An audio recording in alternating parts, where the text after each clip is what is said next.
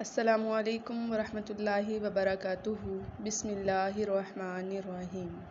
ایک بڑھیا کی دعا نے ہوائی جہاز کیسے نیچے اتارا۔ جب اللہ تعالیٰ دعا قبول کرتا ہے تو اس کے لیے اسباب بھی مہیا کر دیتا ہے، مگر کیسے؟ وہ گاڑی سے اترا اور بڑی تیزی سے ہوائی اڈے کی جانب نکلا۔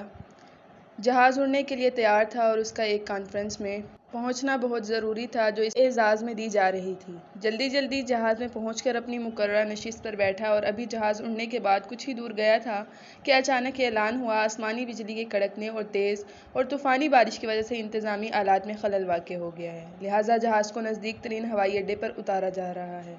وہ جہاز سے اترتے ہی ہوائی اڈے کے عملے کے منتظم کے پاس پہنچا اور گویا ہوا، میں ایک جانا مانا عالمی متخصص ڈاکٹر ہوں، میرے لیے میرا ایک ایک منٹ انسانوں کی جانوں کے برابر قیمت رکھتا ہے، اور آپ چاہتے ہیں کہ میں یہاں 14 گھنٹے ہاتھ پر ہاتھ رکھ کر بیٹھا رہوں؟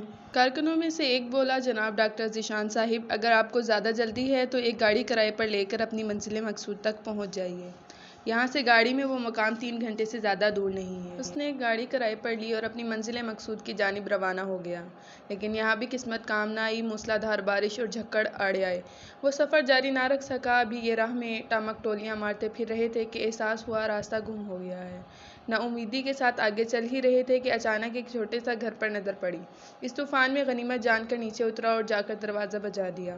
آواز آئی، جو کوئی بھی ہے اندر آ جاؤ، دروازہ کھلا ہے۔ اندر ایک بڑھیا زمین پر جائے نماز بچھائے بیٹھی تھی۔ اس نے کہا، ماں جی اجازت ہے میں آپ کا فون استعمال کر لوں؟ بڑھیا مسکرائیں اور بولیں، بیٹا کون سا فون؟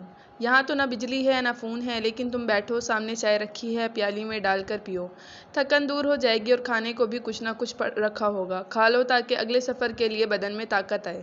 ڈاکٹر نے بڑھیا کا شکریہ ادا کرتے ہوئے پیالی میں چائے ڈالی اور پینے میں مشغول ہو گیا۔ جبکہ بڑھیا نماز اور دعا میں مشغول تھی، اچانک بجلی گھوندی تو ان کی نظر پڑی اس بڑھیا کی جائے نماز کے بغل میں ایک بچہ کمبل میں لپٹا پڑا ہے، جسے وہ تھوڑی تھوڑی دیر بعد ہلاتی جا رہی ہیں۔ جب کافی دیر بعد بڑھیا نماز پڑھ کر فارغ ہوئی تو ڈاکٹر نے کہا، میں آپ کے اس اخلاق اور لطف و کرم کا نہایت ہی مشکور ہوں، میرے لیے بھی دعا کیجیے، آپ کے اخلاق حسنہ اس بات کی خبر دیتے ہیں کہ آپ کی دعا ضرور قبول ہوگی۔ بڑھیا بولی، نہیں بیٹا، ایسی کوئی بات نہیں ہے، تم راہگیر ہو اور راہگیروں کے ساتھ حسن سلوک کا حکم اللہ نے دیا ہے، میں نے تمہارے لیے بھی دعا کی ہے، خدا کا شکر ہے کہ اس نے میری ہر دعا سنی ہے، بس ایک دعا کی قبولیت میں شاید ابھی کچھ دیر ہے۔ ڈاکٹر نے پوچھا، کون سی دعا ہے؟ تو بڑھیا نے کہا کہ یہ میرا پوتا ہے اور اس کے والدین اس دنیا سے رخصت ہو چکے ہیں، اس کو کوئی بیماری ہے جس کی وجہ سے میں اس کو ڈاکٹرز کے پاس لے کر جاتی ہوں، لیکن ڈاکٹرز یہ کہہ کر مجھے واپس بھیج دیتے ہیں کہ اس کو کوئی موذی مرض ہے جس کا علاج ہم نہیں کر سکتے۔ کہتے ہیں ایک ہی ڈاکٹر ہے، بڑا نامی گرامی ہے، نام بتایا تھا اس کا، ہاں ذیشان، وہ اس کا آپریشن کر سکتا ہے، لیکن میں بڑھیا کہاں اس تک پہنچ سکتی ہوں؟ لے کر جاؤں بھی تو پتہ نہیں قبول کرے یا نہ کرے، میری تو خیر ہے، بیچارہ بچہ خوار ہو جائے گا، بس اب اللہ ہی سے امید ہے کہ وہ میری مشکل آسان کر دے۔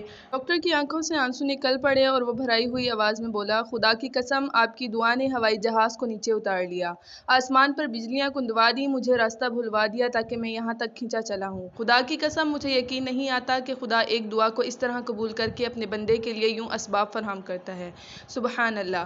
تو آج اگر ہم بھی اللہ تبارک و تعالیٰ سے سچے دل سے دعائیں مانگے تو وہ کیوں کرنا قبول ہوں گی۔ اللہ تبارک و تعالیٰ کی ذات تو ایسی ذات ہے جو 70 ماؤں سے بھی زیادہ محبت کرنے والی ہے، اور اللہ کی ذات اس بات پر بہت خوش ہوتی ہے کہ اللہ سے مانگا جائے۔ تو آپ سب بھی مجھے اپنی دعاؤں میں یاد رکھیے گا۔ اللہ تبارک و تعالیٰ ہم سب کو صرف اپنا محتاج رکھے۔ اللہ حافظ۔